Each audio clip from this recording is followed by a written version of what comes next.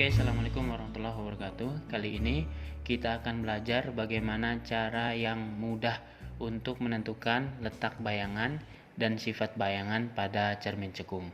Ini adalah ilustrasi dari cermin cekung. Yang sebelah sini adalah bagian depan, sebelah sini adalah bagian belakangnya, ya. Karena sinar itu datang dari sebelah sini. Nah, sebelum kita membahas tentang letak dan sifat bayangannya, teman-teman harus tahu pembagian ruang dari cermin cekung. Kita perhatikan di gambar ini, sebelah sini di depan cermin sampai ke titik fokus itu adalah ruang 1, kemudian di antara titik fokus sampai ke pusat kelengkungan cermin itu ruang 2, kemudian pusat kelengkungan cermin sampai ke sebelah kiri dan seterusnya itu ruang 3, kemudian ruang 4 ada di belakang cermin. Posisinya dari belakang cermin sampai seterusnya. Nah, apabila nanti bayangannya berada di depan cermin, baik dia di ruang 1, di ruang 2 ataupun di ruang 3, sudah pasti sifat bayangannya adalah nyata dan terbalik.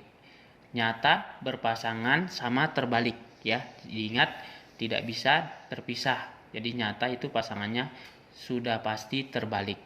Kemudian apabila bayangannya berada di ruang 4, maka sifat bayangannya sudah pasti maya berpasangan dengan tegak. Tidak mungkin maya berpasangan dengan terbalik atau nyata berpasangan dengan tegak, itu tidak mungkin. Selanjutnya, gimana caranya nentuin letak bayangan kalau seandainya letak bendanya diketahui? Nah, teman-teman harus ingat dulu rumus ini, ya. Jadi ruang benda ditambah ruang bayangan itu harus sama dengan 5 gitu ya. Ruang benda ditambah ruang bayangan harus sama dengan 5. Itu diingat ya. Contoh, kita letakkan bendanya berada di ruang 1 ya. Berada di ruang 1 di depan cermin. Taruhlah dia di sini misalnya. Nah, terus di manakah letak bayangannya? Nah, langsung aja kita tulis. Ruang bendanya itu kan berada di ruang 1 ya. Oke. Maka ruang benda ya ditambah ruang bayangan itu harus sama dengan 5 gitu ya. Berarti 1 ditambah berapa? Hasilnya sama dengan 5. 1 ditambah 4 ya kan? Berarti bayangannya berada di ruang 4. Oke, gini kan? Atau 5 dikurangi 1 kan hasilnya 4. Berarti berada di ruang 4. Kira-kira posisinya berada di sini ya. Ruang 4. Nah, di ruang 4 sifat bayangannya apa? Sifat bayangannya adalah maya dan tegak gitu ya. Maya dan tegak. Oke, terus gimana caranya kita tahu bayangannya diperbesar atau diperkecil? Nah ini lagi kita harus ingat ini gitu ya. Kalau dia diperbesar seperti apa, kalau diperkecil seperti apa. Ini ingat, ruang bayangan jika dia lebih besar daripada ruang benda, maka sifat bayangannya diperbesar. Kemudian jika ruang bayangannya lebih kecil daripada ruang benda, maka sifat bayangannya diperkecil. Diingat ya. Oke. Berarti untuk contoh ini diperbesar atau diperkecil. Nah, tadi kita lihat ruang bendanya berada di ruang 1 ya kan. Kemudian ruang bayangannya berada di ruang 4. Berarti lebih besar yang mana?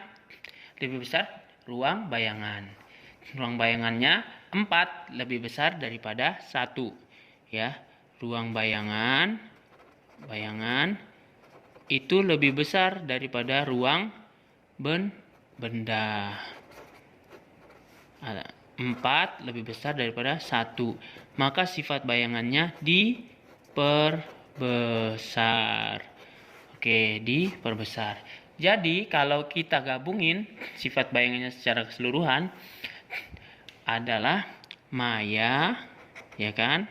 Yang ini maya, tegak, oke, diperbesar. Nah, seperti itu teman-teman caranya. Paham kan? Oke, coba contoh lagi. Contoh lagi ya. Anggaplah bendanya terletak di ruang 2, ya kan? Bendanya berada di ruang 2. Berarti di manakah letak bayangannya? Nah, teman-teman harus ingatin lagi. Ruang benda ditambah ruang bayangannya harus sama dengan 5. Berarti ruang bendanya tadi berapa? Ruang benda, ya kan? Ditambah ruang bayangan itu harus sama dengan 5, ya kan? Berarti ruang bendanya ada di ruang 2, ya kan? Kemudian ditambah berapa? Hasilnya harus sama dengan 5.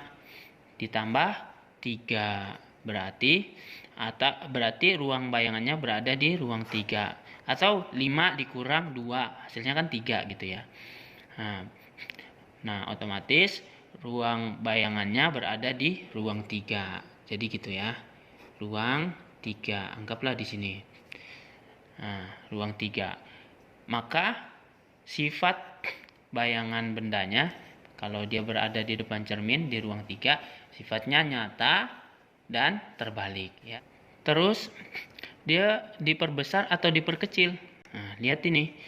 Bayangannya lebih besar daripada benda diperbesar, kemudian ruang bayangan lebih kecil daripada ruang benda diperkecil.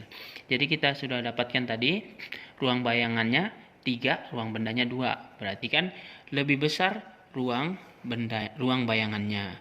Ruang bayangan itu lebih besar daripada ruang benda, ya kan? Maka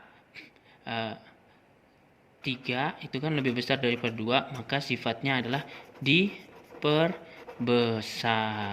Berarti otomatis kalau kita gabungin sifat bayangannya, apabila benda berada di ruang 2 dan bayangan otomatis terletak di ruang 3, bersifat nyata terbalik diperbesar ya.